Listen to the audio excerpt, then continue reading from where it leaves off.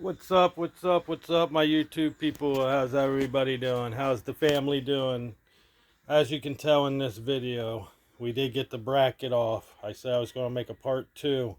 Got the bracket off. So, this bracket here supposed to look like that bracket over there. This bracket here goes in right like that. Sits there like that. Nice and straight. Look at the top. Nice and straight. Looks good, looks good. So, as you can tell from the angle right here, it's still got a little bit of bow to it, but that's in the middle. I can't get to it because there's a bolt right there, but that's fine. It's okay. It's no big deal. All what I cared about was this bracket here for the bumper. This is all what I cared about. It lining up right there, just like that. So we got it. We're good. We're good. So now what I'm doing now, looks like it's got good cab mounts on it. It's got really good cab mounts still on it. The rubber bushing between the frame and the body, real good. I like everything looks really good on the front of this Kia. And that's what I like. The only thing I didn't like was that bracket and that piece there being bent, because what it was doing is taking the bumper, and when I go to put this fender on, it would push the bottom of this because the bumper hook's right there, and everything just snaps in place. Well, when I go to put that bumper on, this side sat up higher, so what it was doing is taking that fender and pushing the bottom of the back side into the door. So every time you open the door, it would hit the fender. Normally on vehicles, you can loosen up the bolts on the fender. All the bolts on the fender, you can loosen them up and pull the fender forwards and kind of adjust the fender like you would adjust the door or adjust the hood. Well, this one, you can just put it on and that's it. It's done. You put it on, you tighten your bolts down, it's done. You don't have no room to move. Like, you literally don't have any room to move, so you got to bend and tweak and stuff like that. And you have that with the newer cars. Like I said, this is an '02 Kia, so if it was an older Kia, like an '80s model, and I doubt they make these in the '80s, but if they had them in the '80s, like your trackers and stuff like that, you probably could adjust your hood and your fenders and stuff like that. But this one in particular, you cannot do it. So right now, what I'm getting ready to do is I'm going to take some undercoating, since I have the bumper off here and I got the bracket off. I'm going to take some of this undercoating here that I got for truck beds. Technically, I really have some undercoating, but here's some undercoating. But I'm going to use some of this truck bed.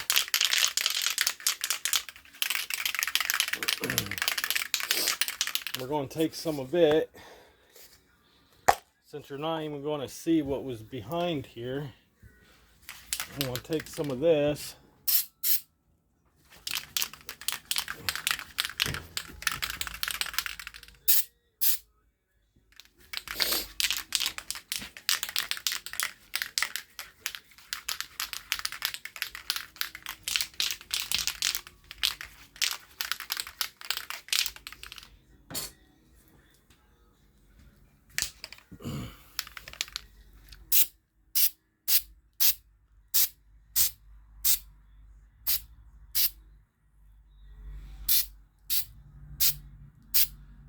I'm not worried about getting it on any of this stuff. This stuff is getting all painted anyways. I'm just trying to get it with where I can't get into with the bumper. This stuff here, even though it's for beds, and believe it or not, this stuff works amazing on underneath a vehicle. And I used to have an S10 that was redone by me. I built it from ground up, and this is the stuff I used on my frame after I sanded my frame down. And like I said, this shit is fucking amazing on frames. But the only thing is about this stuff is when you spray it on, you gotta be careful, because when you spray this stuff on, it thickens up. See how it's thickened? So you really want, see, on this vehicle I'm not too worried about it. All what I'm doing is just making sure this frame does not rust. That's all I care about. I don't want the frame to rust. See, with all that stuff there, eventually I'm going to take some stuff I have. It's called rust remover. I'm going to spray it all over that stuff, and then I will spray this stuff on it. So that way it all can match down through. And I guarantee you, 100% guarantee you, your frame will never rust.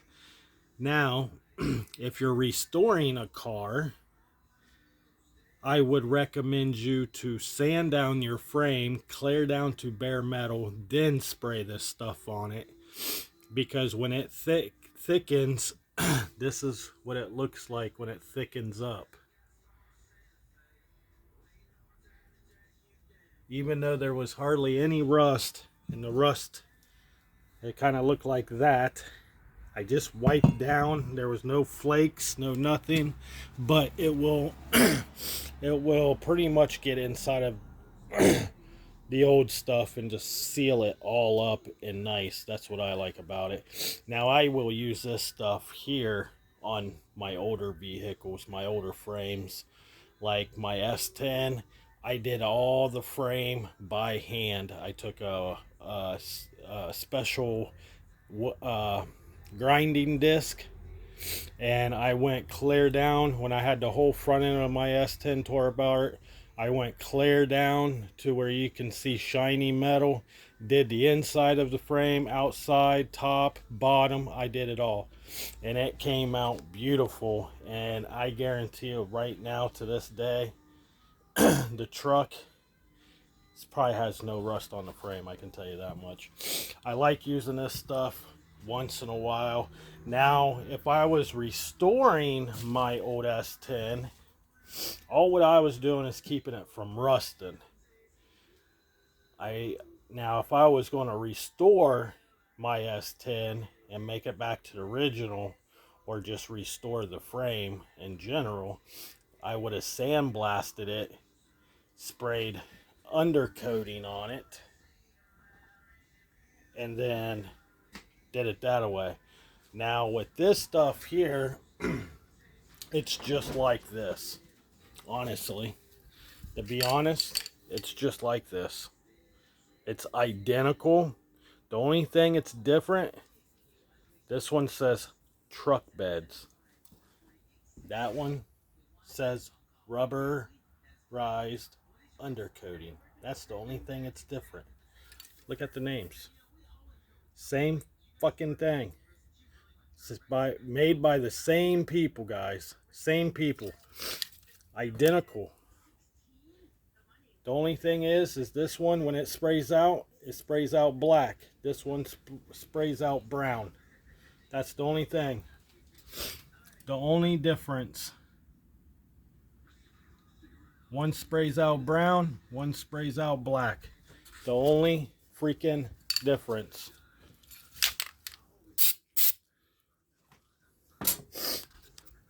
The only difference. This one here is thicker than that one. This one's just a tad thicker. So it's not like you can't get them screwed up, okay guys? It's not like you can't get them screwed up. It's the same freaking thing in the same can. Just one says truck, one says undercoating. So there's going to be people out there and be like, oh, you can't use truck bed stuff on frames. You just can't do it. Dude, listen. Buy both of these cans. Spray both of them. They do the exact same thing. Read the can.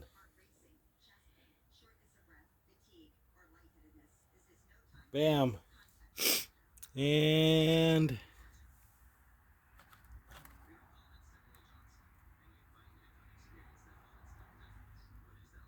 let's see. I don't know where this one says it at. I know on this can it says it too.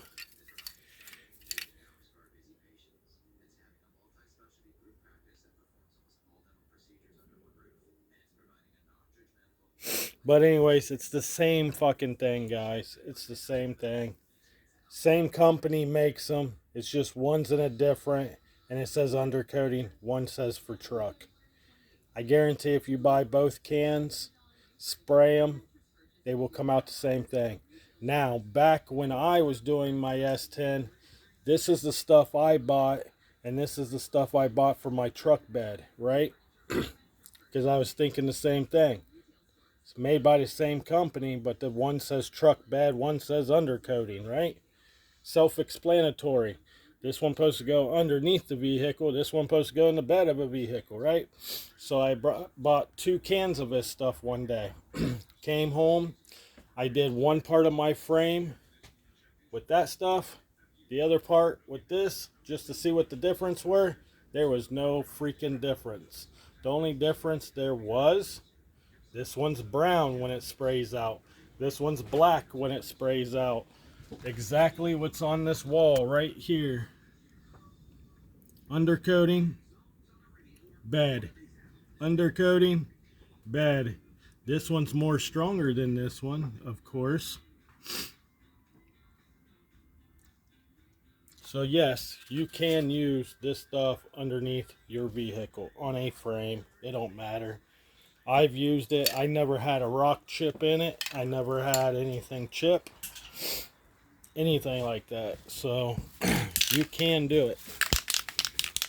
Try it. Experiment with it. You'd be surprised what these guys do. And honestly, this can here is $10. That can up there, that can there is like $16. $10, $16. Same fucking thing, guys. Same thing. It's unbelievable how they tried to how they tried to get you on that.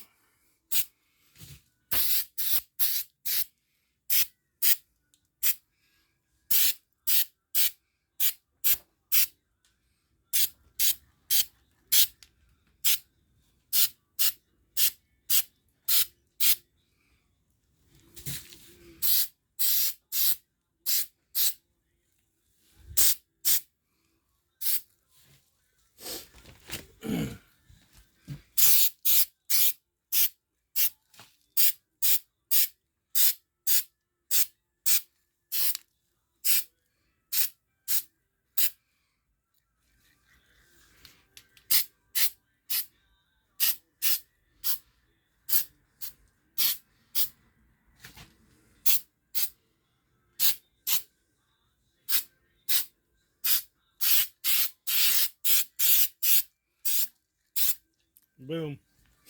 Done. See that? Makes it look a lot better, don't it?